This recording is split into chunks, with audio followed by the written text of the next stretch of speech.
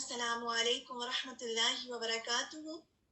اہلاً وسہلاً ومرحبا بکم. میں اپنے بہت پیارے تعلیم القرآن کے اسٹوڈنٹس کو آج ڈے 39 میں ویلکم کرتی ہوں، بہت ساری دعاؤں کے ساتھ کہ اللہ سبحانہ و تعالیٰ آپ سب کا یہاں آنا آپ کے لیے خیر و برکت کا ذریعہ بنا دیں، آپ کے دلوں کی خوشی کا ذریعہ بنا دیں، اور اس قرآن کی روشنی سے اللہ سبحانہ و تعالیٰ آپ کے گھر والوں کو، آپ کی اولادوں کو، ان کے دلوں کو اور ان کی اولادوں کو بھی منور کر دیں. آمین. آج کی کلاس کا آغاز کرتے ہیں انشاءاللہ. یہ بتائیے آپ سب کیسے ہیں؟ آپ کی جو کوششیں ہیں، آپ کی جو ایفرٹس ہیں، آپ دیکھیے جب ہم دنیا میں کام کرتے ہیں نا، پہلے میں دعا پڑھ لیتی ہوں پھر ہم شروع کرتے ہیں. اعوذ باللہ من الشیطان الرجیم، بسم اللہ الرحمن الرحیم. رب اشرح لی صدری ویسر لی امری واحلل عقدۃ من لسانی یفقهوا قولی. ربنا زدنا علما اللہم فقہنا فی الدین. آمین. جب ہم دنیا کے کام کرتے ہیں نا، اگر آپ کہیں پر جاب کر رہے ہیں یا آپ گھر کے کام کر رہے ہیں یا آپ نے کوئی بھی والنٹیئر کہیں پر کر رہے ہیں، وہ سب کام ہو رہے ہوتے ہیں. لیکن آپ نے نوٹ کیا ہوگا جب آپ اللہ سبحانہ و تعالیٰ کے لیے کوئی چھوٹا سا بھی کام کرتے ہیں تو اس کی قدردانی ہوتی ہے. آپ جو قرآن کا یہ کورس جوائن کیا ہے آپ نے الحمدللہ، اور آپ سب پڑھ رہے ہیں، اور جو لمحہ آپ لگا رہے ہیں، ایک ایک سیکنڈ جو آپ اس دین کے علم کو سیکھنے کے لیے لگا رہے ہیں، تو آپ کی اس کوشش کی اللہ سبحانہ و تعالیٰ کے پاس انشاءاللہ بہت قدردانی ہے. اور اللہ سبحانہ و تعالیٰ اس کا قدردانی کیسے کریں گے؟ وَسَقَاهُمْ رَبُّهُمْ شَرَابًا طَهُورًا، ان کا رب ان کو شرابًا طہورا پلائے گا. خود آپ اندازہ کر سکتے ہیں آج ہم قرآن سن رہے تھے تو کتنی بڑی خوشخبری ہے نا. اور وَكَانَ سَعْيُكُمْ مَشْكُورًا، آپ کی جو کوشش ہے اس کی قدردانی ہے اللہ تعالیٰ کے پاس. ایسا نہیں ہے کہ آپ جب ٹیسٹ لکھ رہے ہیں اور آپ اس کے لیے یاد کرتے ہیں اپنا لیسن، پھر آپ آتے ہیں سم ٹائمز کسی ٹیکنیکل ایشو کی وجہ سے آپ ٹیسٹ نہیں دے پاتے، لیکن وہ جو آپ نے اتنی محنت کی اور جو آپ نے کوششیں کی وہ کیا ضائع ہو گئی؟ تو اللہ سبحانہ و تعالیٰ کے پاس کاؤنٹنگ کا جو طریقہ ہے نا، وہ ہماری ہر لمحے پر مبنی ہے. ایسا نہیں ہے کہ جو آپ لکھ کر آ جاتے ہیں اور جو آپ کے مارکس سامنے آتے ہیں بس وہی ہے. اس کے پیچھے جو آپ کی ایفرٹس ہیں نا، وہ ساری اللہ سبحانہ تعالیٰ کی نظر میں ہے. تو آپ کا ریوارڈ صرف وہی نہیں ہوتا جو آپ کو اسکرین پہ مارکس کی شکل میں نظر آ رہا ہوتا ہے. آپ کا ریوارڈ وہ ہوتا ہے جو اللہ تعالیٰ کے پاس محفوظ ہے. اس لیے کبھی ہمت نہ ہارا کریں. اگر آپ کو لگتا ہے کہ آپ نے اسائنمنٹ کی ہے اور آپ نے بہت محنت کی اس میں، لیکن آپ کو لگا کہ اچھا میرے تو اتنے پرسنٹ مارکس ہی نہیں آئے، آپ نے پاس بھی کر لیا لیکن آپ ایکسپیکٹ کر رہی تھی ہائی 90s میں، وہ نہیں آئے، لیکن آپ نے کوشش تو کی تھی نا، آپ نے اپنے نوٹس بھی بنائے تھی. اگر آپ نے اچھے نوٹس بھی بنائے، سب کچھ کیا، پھر بھی آپ سے کچھ ایسی غلطیاں ہو گئی جو آپ کو لگا کہ بس مجھے آتا تھا لیکن مجھ سے غلط ہو گیا، تو اللہ سبحانہ و تعالیٰ کے پاس آپ کی قدردانی ہے. I always thank Allah now that I am on right path. الحمدللہ. اور پھر یہ کہ اللہ تعالیٰ ہمیں ہمیشہ سیدھے راستے پر رکھیں. اور سیدھے راستے پر رہنے کا جو بہترین طریقہ ہم ہمیشہ بات کرتے ہیں دعا ہے، اور انبیاء کا جو طریقہ ہے وہ بھی یہی رہا ہے. کبھی بھی کوئی بھی مشکل آئی، کوئی بھی پریشانی آئی، کوئی بھی ہرڈل آئی، انبیاء نے ہمیشہ یہی کیا. جیسے ہمارے یوسف علیہ السلام کے والد کا نام یعقوب علیہ السلام تھا، کہ جب ان کو غم پہنچا اور ان کی سب سے پیاری چیز جن سے وہ بے حد محبت کرتے تھے، آپ سب کو معلوم ہے نا یوسف علیہ السلام سے کتنی محبت کرتے تھے. اور کوئی بچہ جو نیک بھی ہو اور تابعدار بھی ہو، اس کی محبت دل میں زیادہ ہوتی ہے، اور سب کی محبت ہوتی ہے، لیکن ایسے بچے زیادہ دل کے قریب ہوتے ہیں. تو اس موقع پر جب ان کی اولاد ان سے دور کر دی گئی تو انہوں نے کیا دعا کی تھی؟ کوئی شکوہ نہیں کیا، لوگوں سے شکایتیں نہیں کی، اپنے بیٹوں کو الزام نہیں دیا. ایسا نہیں ہوا کہ ان سے ناراض ہو گئے، بلکہ ان کی تربیت کرتے رہے اتنے سال جب تک یوسف علیہ السلام ان کو واپس نہیں ملے. وہ اپنے رب ہی سے اپنا غم کہتے رہے، انما اشکو بسی و حزنی الی اللہ، بے شک میں اپنی بے قراری اور غم کا شکوہ اللہ ہی سے کرتا ہوں. اسی لیے ہمارا طریقہ بھی یہی ہونا چاہیے کہ کوئی بھی مشکل ہو، کوئی بھی پریشانی ہو، بجائے اس کے کہ ہم ادھر جائیں ادھر جائیں، ہر ایک سے اپنا غم کہیں، اپنے رب سے اپنے غم کا اظہار کریں، اور نوافل کے ذریعے اور نماز کے ذریعے اور صبر کے ذریعے مدد مانگیں انشاءاللہ۔ اچھا، اس ریمائنڈر سے آپ کو کیا سمجھ میں آیا؟ کوئی شیئر کر سکتا ہے؟ انما اشکو بسی و حزنی اللہ، یہ بہت زبردست ریمائنڈر ہے اور یہ کامیابی کی بھی ہے، کیونکہ اللہ سبحانہ و تعالیٰ ہمیں آزما رہے ہوتے ہیں کہ ہم شکایت تو نہیں کرتے لوگوں سے، اللہ کی شکایت تو نہیں کرتے، مدد صرف اللہ سبحانہ و تعالیٰ سے مانگنی چاہیے اور گلہ بھی نہیں کرنا چاہیے حالات کا، اور ان حالات سے فائدہ اٹھانا چاہیے جس میں اللہ تعالیٰ نے آپ کو رکھا ہے۔ بعض اوقات وہ حالات آپ کی پسند کے مطابق نہیں ہوتے، آپ کو لگتا ہے کہ میرا نقصان ہو رہا ہے، لیکن آپ یہ سیکھنا ہے، ہمیں قرآن ہمیں حکمت بھی سکھاتے ہیں نا کہ ان اوقات میں کیا اچھا کام کر سکتی ہوں، اس وقت کو میں پازیٹیو وقت میں کیسے تبدیل کر سکتی ہوں۔ تو وقت کو ضائع نہیں کرنا، اسی وقت میں سے تلاش کرنا ہے نیکی کا راستہ اور اللہ تعالیٰ کو راضی کرنے کا راستہ۔ یہ اللہ تعالیٰ کی طرف سے ٹیسٹ ہوتا ہے ہمارے لیے، بالکل، اور جو اس ٹیسٹ میں کامیاب ہو جاتے ہیں ان کے پاس، اللہ تعالیٰ کے پاس ان کے لیے ریوارڈ ہے۔ چلیے مل کے یہ اپنی دعائیں کر لیتے ہیں جو ہمیشہ ہم پڑھتے ہیں۔ ربنا زدنا علما، اللهم فقهنا في الدين، اللهم انفعنا بما علمتنا وعلمنا ما ينفعنا وزدنا علما، آمین۔ پورے شعور کے ساتھ یہ دعا پڑھا کریں، اور پھر یہ نیکی کی دوسروں کو کھانا کھلانا جنت میں لے جانے والا عمل ہے۔ نیکی کی کچھ باتیں ہیں کہ کچھ ایسی چیزیں جو ہم اپنے ساتھ رکھیں اللہ تعالیٰ کو راضی کرنے کے لیے، جنت میں بالا خانے ہیں، اور ان کا باہر ان کے اندر سے اور ان کا اندر ان کے باہر سے دکھائی دیتا ہے۔ تو ایک عرابی کھڑا ہوا جب نبی صلی اللہ علیہ وسلم نے فرمایا، اور اس نے عرض کیا کہ اے اللہ کے رسول صلی اللہ علیہ وسلم، وہ کس کے لیے ہیں؟ تو آپ صلی اللہ علیہ وسلم نے فرمایا، آپ نے سوچا کہ وہ کس کے لیے ہیں؟ وہ بالا خانے، وہ ہائی رائز بلڈنگز جن کا اندر سے باہر اور باہر سے اندر نظر آتا ہے، شاید وہ کرسٹل کے بنے ہوئے ہوں، شیشے کے ہوں، مرر کے ہوں۔ تو نبی صلی اللہ علیہ وسلم نے فرمایا جو خوش کلامی کرے، خوش کلامی، اچھا، اس لیسن کو پورا ویک اپنے ساتھ میں رکھنا ہے۔ خوش کلامی کس کے ساتھ کرنی ہے؟ سب سے پہلے اپنے بچوں کے ساتھ، اپنے شوہر کے ساتھ، اپنے ساتھ گھر والوں کے ساتھ، جن کے ساتھ آپ کا ڈیلی تعلق رہتا ہے۔ اگر آپ کی جاب کرتے ہیں تو آپ کے جو کولیگز ہیں ان کے ساتھ، اس کو اپنے اندر لے کر آنا ہے۔ خوش کلامی ایسا کلام جو جس میں ہمارا موڈ نہ بنا ہوا ہو۔ ہم بعض کا کرینکی ہو رہے ہوتے ہیں نا، ہمارا موڈ آف ہوتا ہے، اسپیشلی جب ہم صبح اٹھتے ہیں یا کبھی ہم تھکے ہوئے ہوتے ہیں، تو ان اوقات میں، اور کھانا کھلانا، اور ہم کھانا کھلاتے ہیں نا روز گھر والوں کو، اور یہ کہ اور اکثر روزے رکھیں، اور رات کو جب لوگ سوتے ہوں نماز پڑھیں۔ ایسے شخص کے لیے جنت کے میں ان بالا خانوں میں گھر ہے، ایسے گھر ہیں جن کا اندر سے باہر، باہر سے اندر دکھائی دیتا ہے۔ اللہ سبحانہ تعالیٰ ہم سب کو وہ بالا خانے دیں، آمین۔ اور کوئکلی ہمارے ریمائنڈرز، وجہ اللہ، اللہ تعالیٰ کا چہرہ چاہنا ہے ہم نے، اور اخلاص اور علم کی طلب، اس کو ختم نہیں ہونے دینا، علم کا شوق بڑھتا رہے۔ صدقات اور نوافل، صدقہ دے کر آیا کرنے، چاہے تو آپ اپنے گھر میں کچھ ایک باکس رکھ لیں اور اس میں $1 ہی ڈال دیا کریں، یا 50 سینٹ یا 25 سینٹس۔ کلاس میں آنے سے پہلے کوشش کیا کریں کہ صدقہ ضرور دیا کریں، اور آپ دیکھیے گا اس سے بہت فائدہ ہوگا۔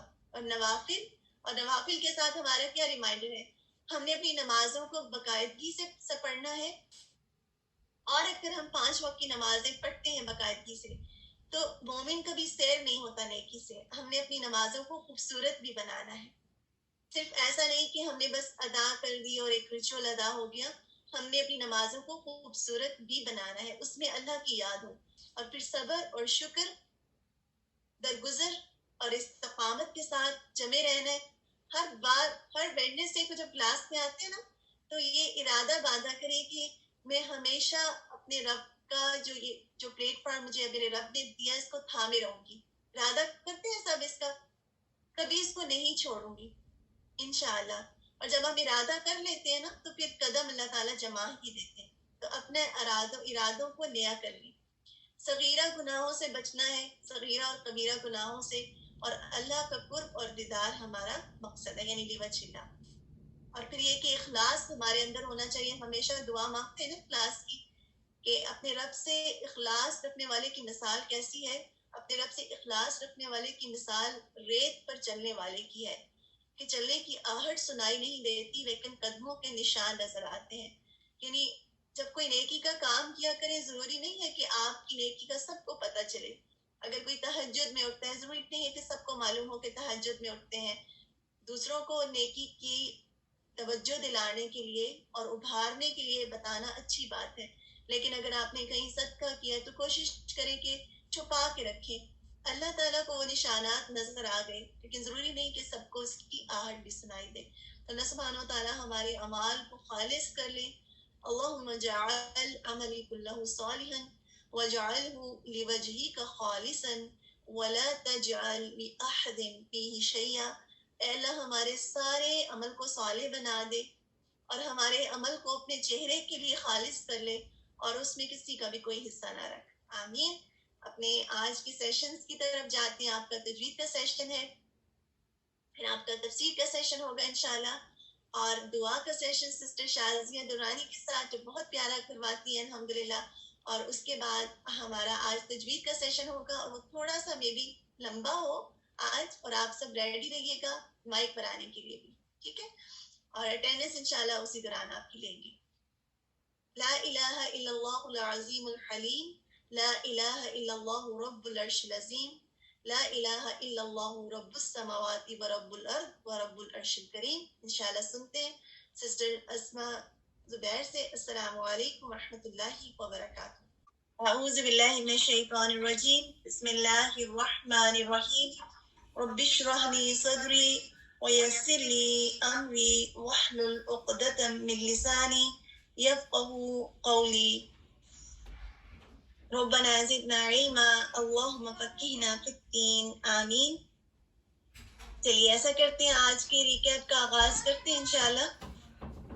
اسٹارٹ کرنے سے پہلے کچھ آپ سے میں فل ان دا بلینکس پوچھوں گی، آپ جواب دیجیے گا اور اس کے بعد ہم تھوڑا سا ڈسکس بھی کریں گے انشاءاللہ۔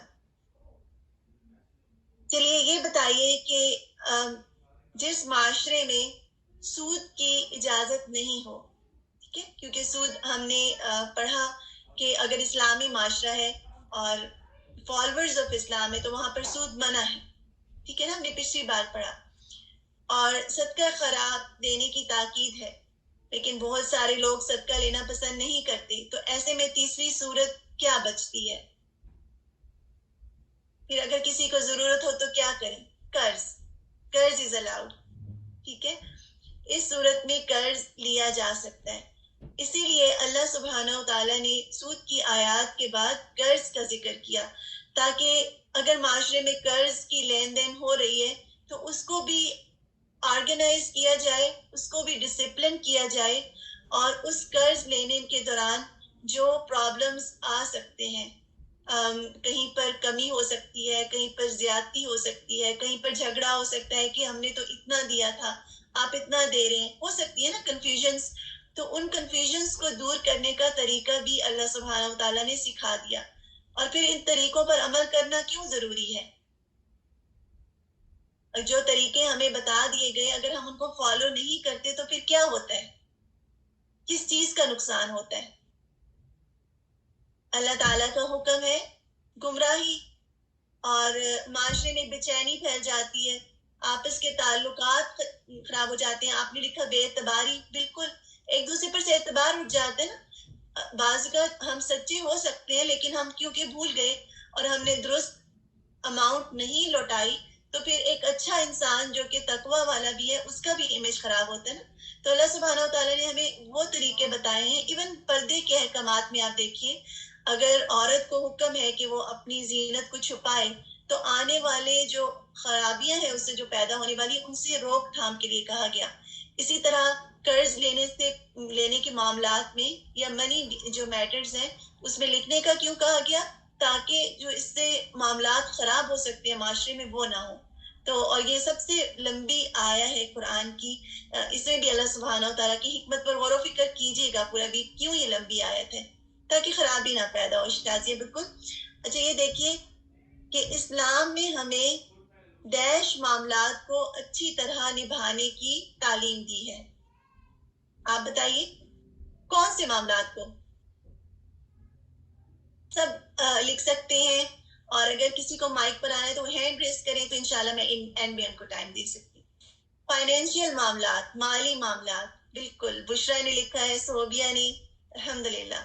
پروین، شازیہ، مجھے تو وہ نام نظر آتے ہیں جو مجھے ہمیشہ نظر آتے ہیں. سسٹر نصرت، فائزہ، سب اپنا حصہ ڈالا کریں نا. جب ہم لکھتے ہیں نا، جب ہم یاد کر رہے ہیں اور پھر لکھ رہے ہیں تو وہ چیز آپ کی انوالومنٹ کلاس میں شو کرتی ہے. اور جب آپ کسی چیز میں انوالو ہوتے ہیں تو اللہ سبحانہ تعالیٰ کی، اگر یہاں پر آپ انوالو ہو رہے ہیں تو اللہ سبحانہ تعالیٰ کی رحمت بھی متوجہ ہوگی نا، اور آپ کو اور سکھایا جائے گا انشاءاللہ. بارک اللہ فیکم. علم کا استعمال بھی ڈیش ہے. آپ بتائیے. وَمِمَّا رَزَقْنَاهُمْ يُنْفِقُونَ. علم کا استعمال ڈیش ہے. کیا ہے؟ اگر آپ علم کو شیئر کر رہے ہیں، استعمال کریں، شیئر کر رہے ہیں، علم کو خرچ کر رہے ہیں تو وہ بھی انفاق ہے نا. آپ نے اپنے علم کے ذریعے کسی کی مدد کی. اچھا یہ بتائیے کہ قرض کے معاملات کو لکھ کر طے کرنا چاہیے اور اس میں گواہ بھی ہونے چاہیے. تو گواہوں کا کیا مقصد ہے؟